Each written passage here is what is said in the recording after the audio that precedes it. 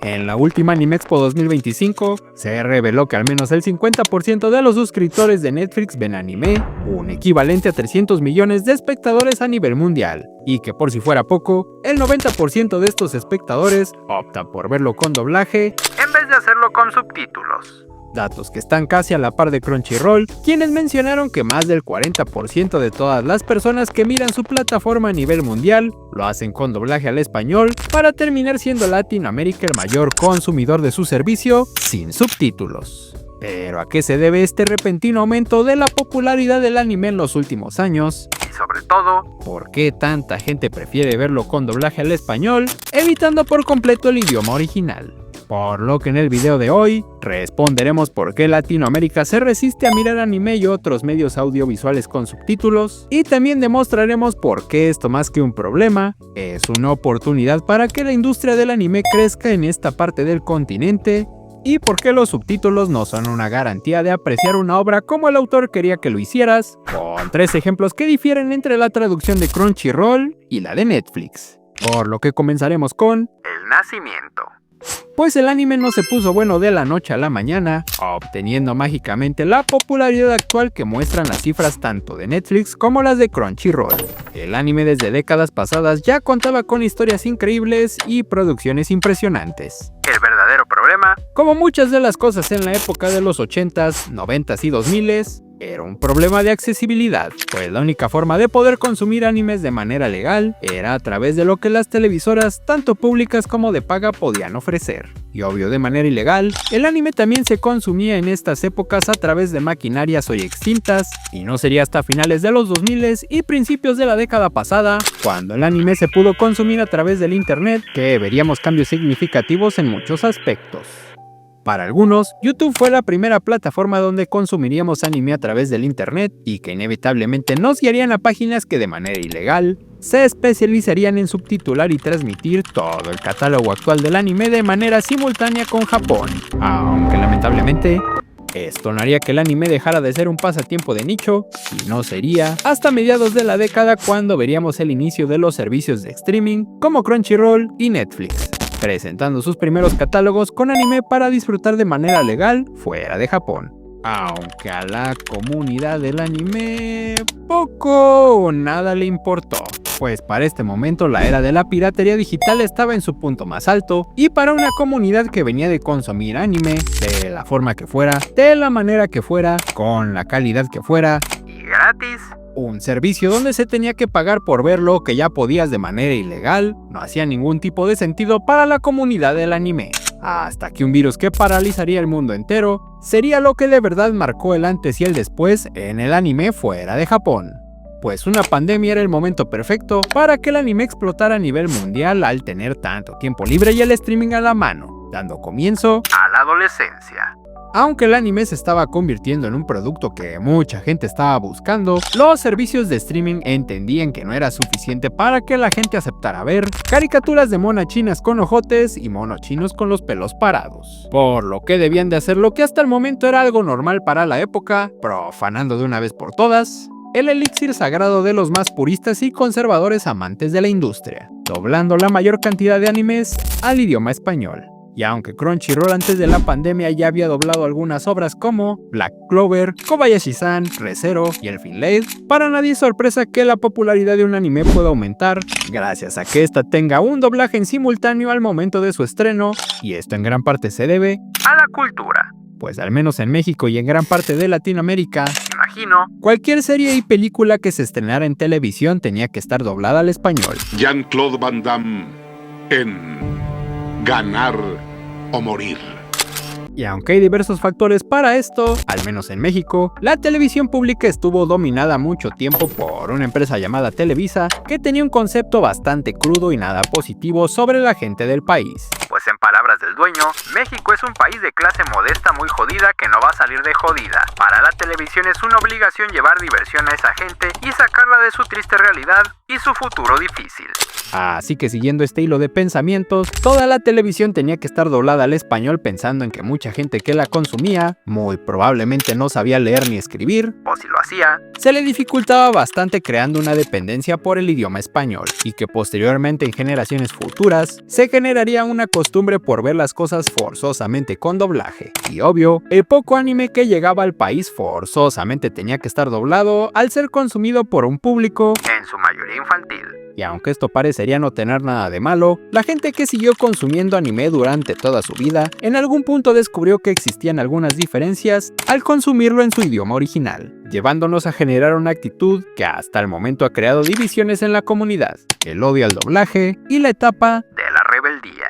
Pues para estos puristas, el anime es un medio que se debe de consumir únicamente en el idioma que fue planeado, ya que de esta manera, el autor quiere que sea consumido, y que de cualquier otra forma, se está perdiendo parte del mensaje que se quiere transmitir. Y aunque esto podría tener algo de cierto, la verdad es que esta idea en la práctica está lejos de ser verdad. Pues en muchas ocasiones estos puristas, más que atacar al doblaje, suelen atacar a la gente que lo consume, utilizando rasgos de grandeza y superioridad, mencionando que la gente que prefiere el doblaje es floja para leer, o simplemente no son verdaderos fans por consumirla de esa manera. Y aunque el punto de no querer leer puede ser muy debatible y cierto, con el contexto de la cultura latinoamericana, la verdad es que existe una idea bastante errónea sobre entender el 100% de una obra solo por consumirla en su idioma original. Pues si el japonés no es un idioma que utilizas en tu día a día, los subtítulos difícilmente te darán el contexto real de lo que sucede.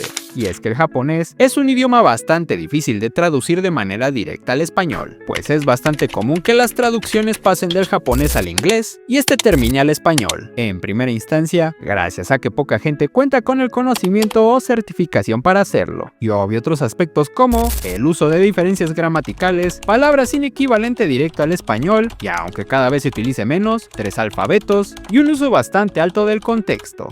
Y para esto tengo 3 ejemplos, uno que noté con Frieren, uno que me sucedió con One Piece y otro más reciente en una polémica con un anime de esta temporada. Comenzando con Frieren, quien nos demuestra las primeras dificultades en traducir el japonés al español entre Crunchyroll y Netflix. Pues aunque cada una cuente con su propia traducción, las palabras que se mencionan entre una y otra traducción cambian al grado de transmitir una forma distinta de ser del personaje, en ocasiones brusca y en otras más formal, pues en el capítulo donde Frieren y Haita se están despidiendo, y ella le menciona que no encontró la magia de resurrección en los grimorios que este le prestó, en la traducción de Netflix Haita menciona tratando de esconder que él ya sabía que no se encontraban ahí, mientras que en la de Crunchyroll menciona en esta ocasión hace que el personaje se entienda más burlón que la primera donde se escucha formal. Y esto continúa momentos después, cuando recuerdan la razón por la que Frieren no quiere que Fern la acompañe en sus viajes. En la traducción de Netflix, Frieren responde, mientras que en la de Crunchyroll, Frieren menciona, y aunque la intención en ambas se entiende, y carga y estorbo pueden ser sinónimos, el que se menciona en Crunchyroll hace ver a Frieren fría y tosca a la versión de Netflix donde se escucha más formal, y entendiendo que las palabras de una traducción pueden cambiar en primera instancia el tono de un personaje, y como veremos a continuación, todo el contexto de una escena.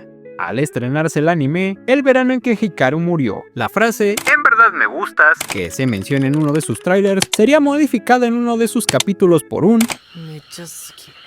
Y para el que no tenga contexto de este anime, la historia trata de 2 amigos que poco a poco irán intimando en su relación al descubrir que Hikaru ya no está vivo, y este prácticamente ha sido suplantado por otra forma de vida que parece no ser del agrado del pueblo, dejando en claro que esta historia tiene muchos matices de una relación gay que al parecer a María Victoria Rodil no le gustaron. Pues según la encargada de esta traducción, aunque acepta que existen diferencias con lo que sucede en el manga, esto no debería de ser una copia, pues en sus propias palabras, la traducción del manga fue una interpretación y esta es la mía. No todo debe de trasladarse palabra por palabra para conservar el espíritu de la escena. Dejándonos en claro que si María Victoria no cree que 2 chicos tocándose y diciéndose el uno al otro cuánto se quieren, es razón suficiente para traducir un me gustas por un me caes bien, es más que suficiente. O peor aún, cuando las traducciones cambian de acuerdo a la época, recordando un caso con One Piece, Pues para el momento donde conocimos la recompensa de Dragon, este menciona que Luffy debía llevar una vida libre y la única manera de lograrlo era cuestionando el mundo hasta volverse a encontrar. O al menos eso era lo que creía 15 años atrás. Pues tiempo después, cuando llegaron las traducciones y doblajes oficiales, esta frase cambiaba drásticamente en significado y finalidad dependiendo de quién había hecho la traducción. Pues mientras los fansubs de la época habían hecho esta traducción,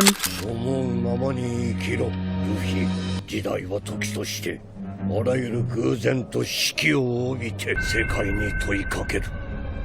我らはいずれ出会う日も来るだろう。 y junto a la traducción del manga que podría leerse parecida, el problema comenzó con la traducción oficial tanto de Crunchyroll como la de Netflix. 思うままに生きろルフィ。時代は時としてあらゆる偶然と四季を帯びて世界に問いかける。我らはいずれ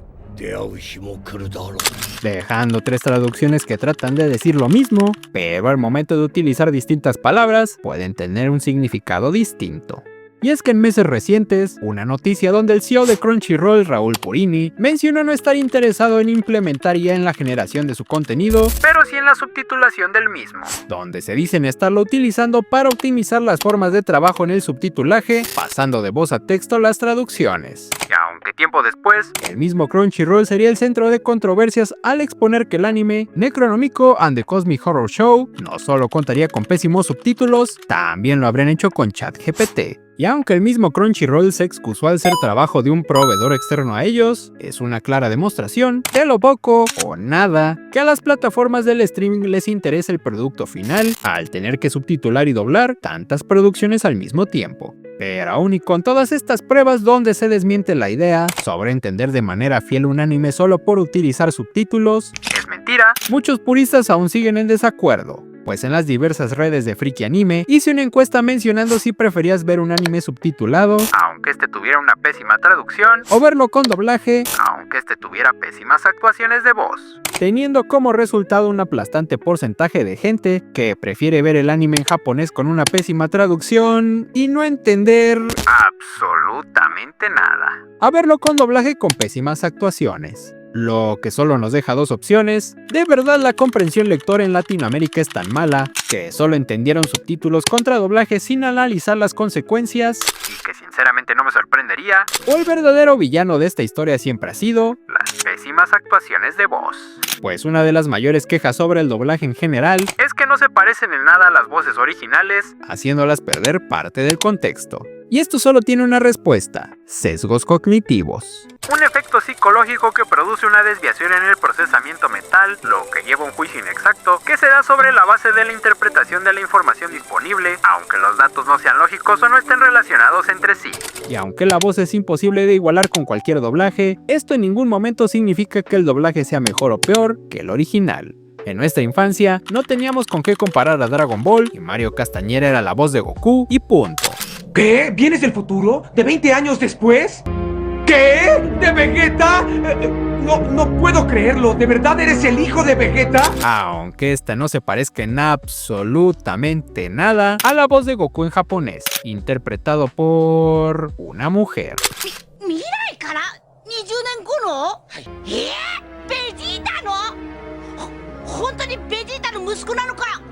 ¿El doblaje es malo? No. ¿El doblaje quita experiencia? Tampoco. Que existen preferencias sobre cómo suena uno y cómo suena otro es infinitamente distinto y muy comprensible. Pero si solo es nuestra percepción, ¿por qué en la actualidad el doblaje es peor que en las épocas pasadas? Y esto más que una respuesta es entrar en un debate, pues como ya se dijo, antes no se tenía con qué comparar el doblaje y esto te hacía creer que era mejor, pero la verdad es que esto no es tan cierto. Actualmente hay bastantes doblajes que cuentan con actores que pueden moldear su voz. Señora Frieren, ya es de día, ya despierte. Si no vas a ayudarme, mejor no hables. Interpretando diversos personajes de manera increíble. Ahora estoy un paso más cerca de ser Shizu. ¡Este es mi botín! Pero es verdad que muchos otros dejan que desear, ya sea por su excesivo uso de modismos o una pésima elección en el casting. Y que repito, esto entra más en el terreno del gusto que de ser bueno o malo. pues es un hecho que otro punto a rescatar sobre el doblaje es que este no se paga igual en Latinoamérica a las grandes producciones a nivel mundial en otro tipo de animación, donde un actor reconocido puede llegar a ganar miles de dólares por pocas líneas, y en Latinoamérica eso se reduce bastante, entendiendo por qué siempre son los mismos 5 actores de doblaje todo el tiempo. Por lo tanto, ver anime con doblaje surge más como una opción para un tipo específico de gente que en su mayoría decide de verlo de esta forma porque por alguna razón le impide hacerlo con subtítulos. En el caso de muchos, escuchamos anime mientras hacemos otras actividades, pues es la única forma que podríamos darle atención debido a nuestras formas de vida y trabajo, muy distinto a no verlo con subtítulos por flojera o cualquier intento de superioridad que muchos puedan pensar. Gracias al doblaje escuché Las 100 novias rentadas y muchos otros animes que no había fuerza humana en este mundo que me hiciera poner el 100% de mi atención en historias que no tienen nada interesante. Y de otro modo, fue mi acercamiento con Dandadan, pues gracias al gran trabajo del doblaje, y que es una obra con una producción como pocas en esta industria, pude disfrutarla sin perder un solo detalle. Y que por cierto, te dejo estos 2 videos donde expongo cómo es que Dandadan le debe todo a su estudio de animación, y también te pido que en los comentarios me digas si ves anime doblado y en qué casos lo haces.